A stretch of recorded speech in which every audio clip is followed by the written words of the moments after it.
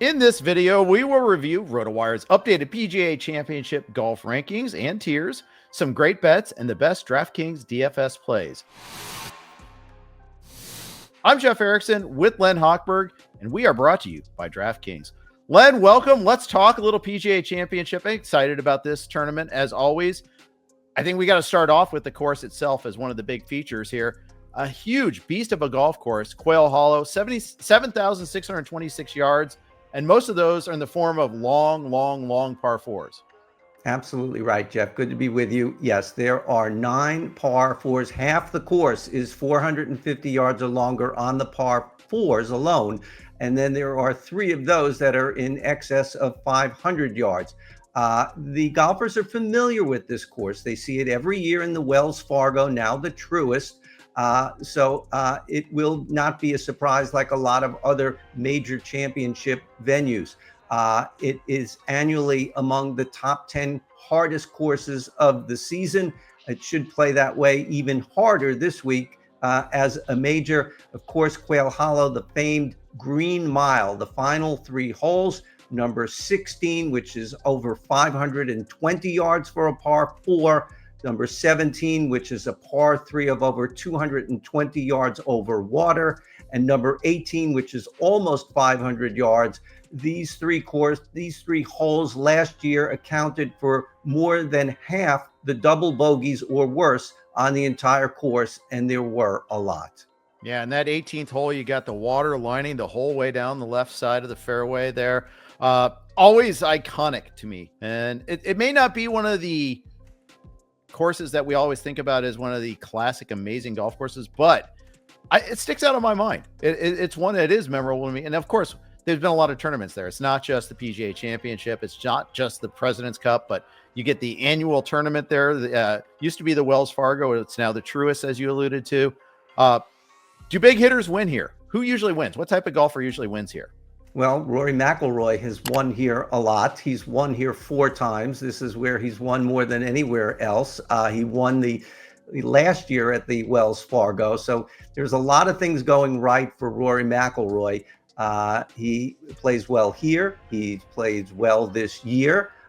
Statistically, he is fantastic. So yeah, Rory McIlroy is your quintessential big hitter, and they definitely do have an advantage. But I will say that in 2017, when Justin Thomas won at 8 under, the leader for the first 3 rounds, first, second, and third, was Kevin Kisner, one of the shortest hitters on the entire tour. He finished 7th, but it just goes to show you, as always, there is more than one way to win a golf tournament, but certainly the long hitters have a big edge this week. What type of winning score should we expect there? Is it close to the -8 that Thomas posted in 2017? Is it a little lower maybe? Where do you expect it to land eventually? I suspect it will be similar to that. We've seen the single digits on occasion at the Wells Fargo. It should be a lot harder course this year. Last year, Rory McIlroy won at 17 under, but he won by 5 shots, and only one other guy, Xander Schauffele, at 12 under, was in double digits. And then you had to go to 9 under to Ben An, and 4th place was at 6 under. So even though it sort of looks like it wasn't that hard last year at 17 under, it was for everyone but 3 of the golfers. I suspect single digits will do the trick this year, maybe 11 or 12, but depending on conditions. It's time now for our DraftKings DFS plays, our best picks here. Len, let's start off at the top. Top roster build. There are a whopping 7 golfers in the 10,000 plus range. Do you recommend building around one of them, and which one, if so? Well, I think we always see, or very often see, that the winner of a major comes from way up high. I mean, Xander Schauffele has won 2 in the last year, Bryson DeChambeau, Rory McIlroy, really the big guys. And there are about 12, maybe to 14 who are considered, at least in my estimation, the big guys. I think you have to get at least one of those in your lineup. And maybe if you want to dip down to the lower guys in that tier, then you could get 2 of them in there. But Scotty Scheffler is 13-4. A little surprising to me that not only is he the number 1 guy in the DraftKings universe and the DFS universe, but he's significantly higher, more than $1,000 more than Rory McIlroy at 12.2. And then you get to Bryson DeChambeau at 11.5. I would recommend getting one of those guys. I don't think you can get two, even though the prices do dip into the 5,000s for this major.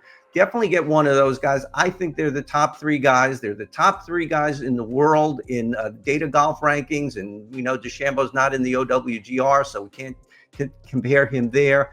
Those are the three guys who really are the class of this field. Yeah, Scheffler's fascinating because, he hadn't won until his last tournament, and then he wins by like 9 strokes. All the data suggests that he was close. Sure enough, he was.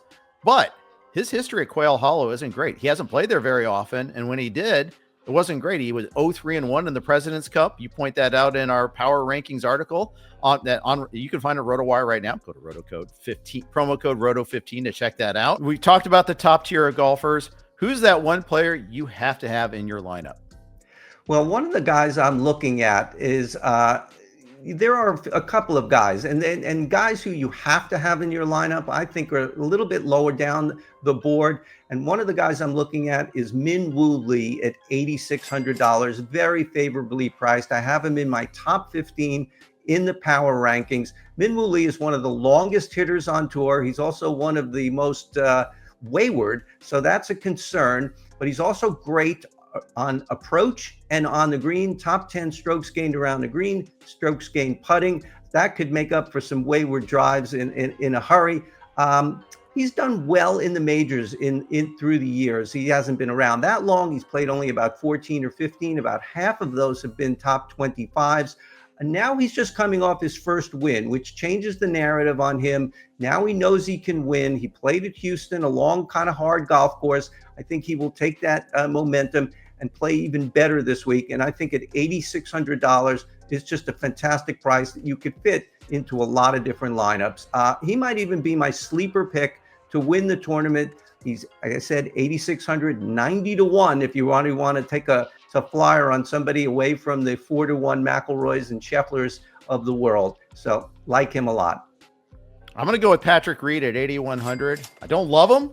Who loves it? What American golf fan loves him? Sadly, I think he's probably more liked overseas. Live fans perhaps love him, but I'm going to go with cuddly, warm, lovable Patrick Reed at 8,100 because I just know he's going to be there.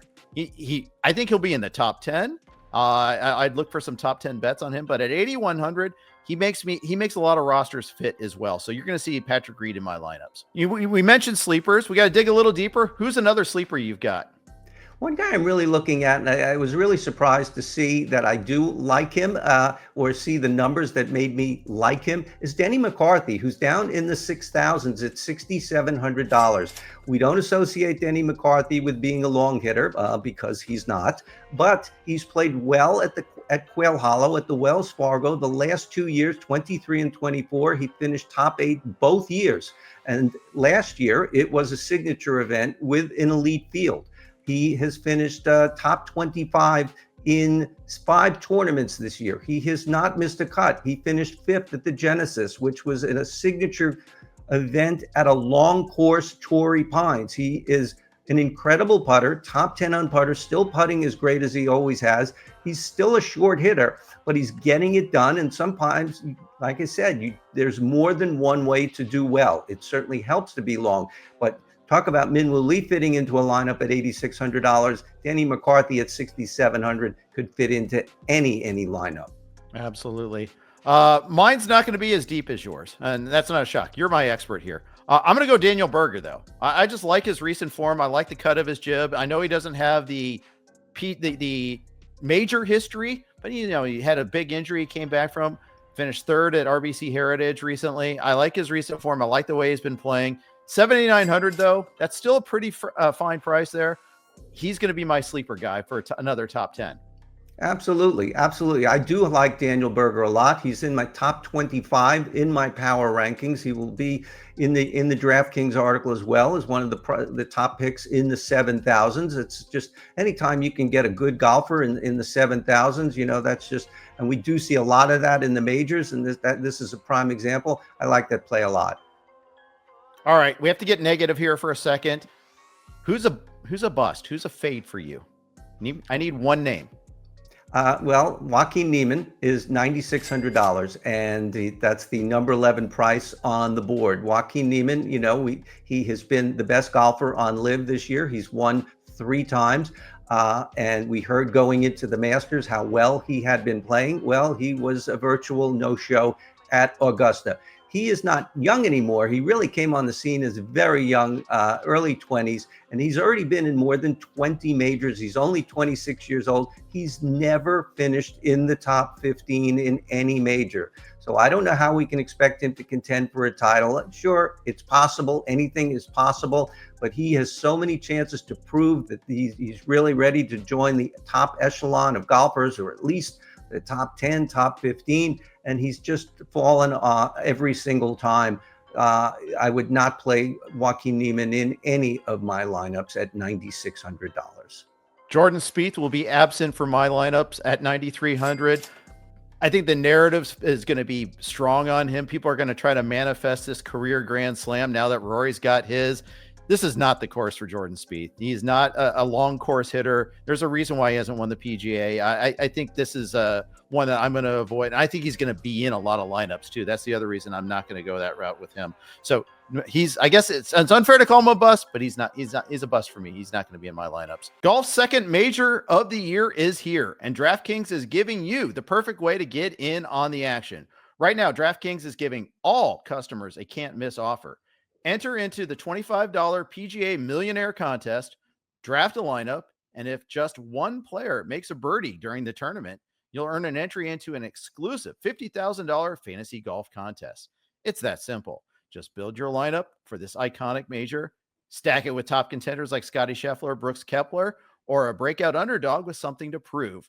And as long as someone on your roster sinks just one birdie, just one, you're in for another shot at cash prizes.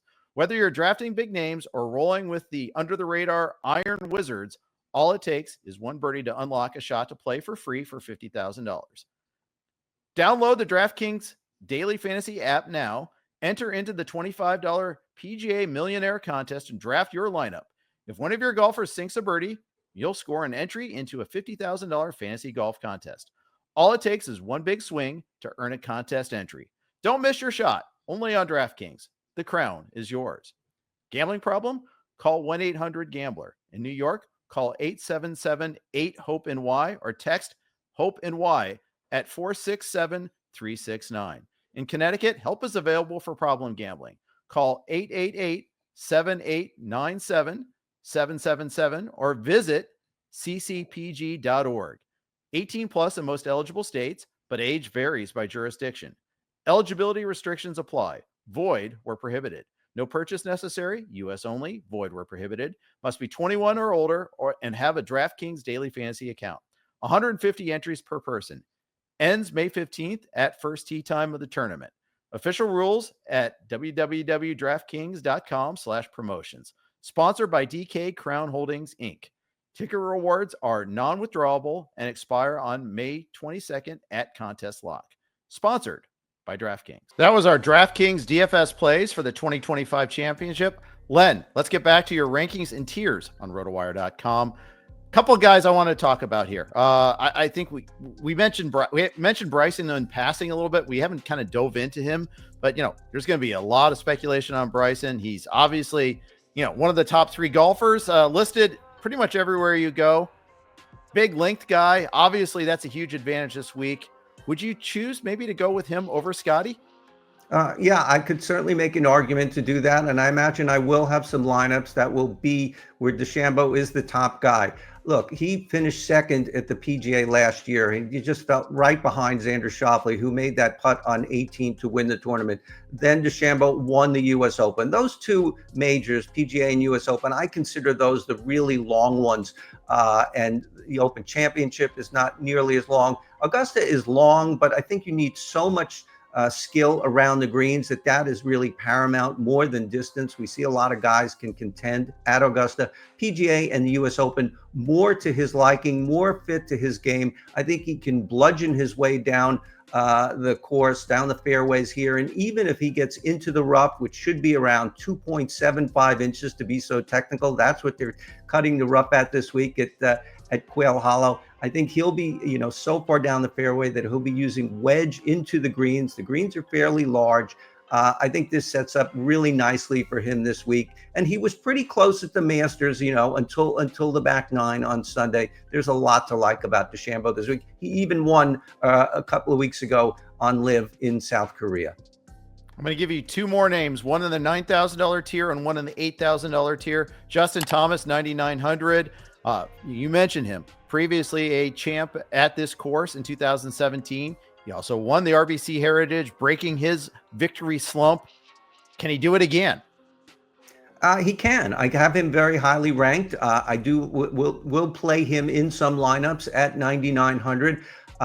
He's just all the way back. He's now a top 5 golfer in the world, or top 6 on Data Golf, if that's your world ranking of preference. He's just playing fantastic golf. The one big issue for him, it's still an issue, is getting the ball in the fairway. He just grips it and rips it off the tee. It's been working so far. I think one of the reasons that he was able to win the RBC Heritage and his best finishes this year have been on shorter courses is because he's been able to leave driver in the bag. So I will give that one little caution on Justin Thomas, but he is so good with wedge in hand, one of the best golfers in the world. And his putting, the reason he's playing so well now, the big difference for him is he's putting. We've seen him the last few years. It was almost painful to watch him on the greens to try and make short putts. And they just wouldn't go in, and you just knew they wouldn't go in. But he is now top 40 on tour in strokes gained putting. That is an enormous change.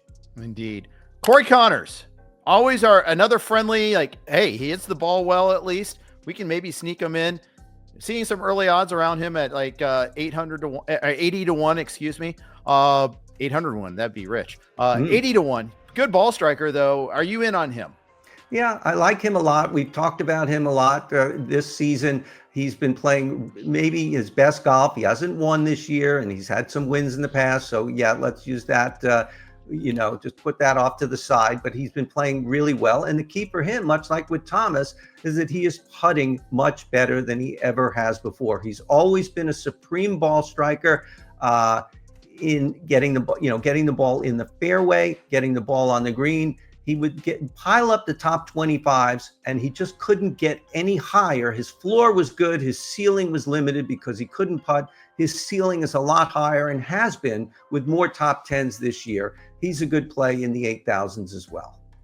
All right, Len.